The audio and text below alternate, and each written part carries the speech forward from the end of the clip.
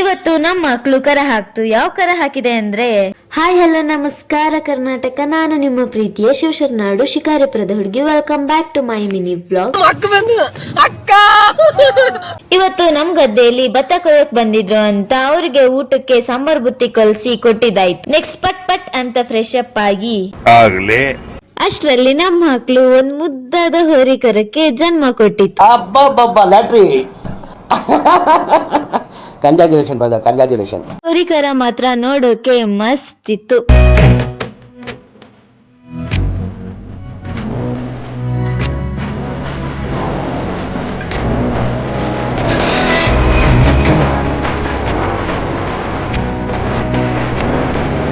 ನಮ್ಮ ಅಮ್ಮ ಗಿಣ್ಣ ಮಾಡಿದ್ರು ಅಂತ ಮಸ್ತ್ ಗಿಣ್ಣ ತಿಂದೆ.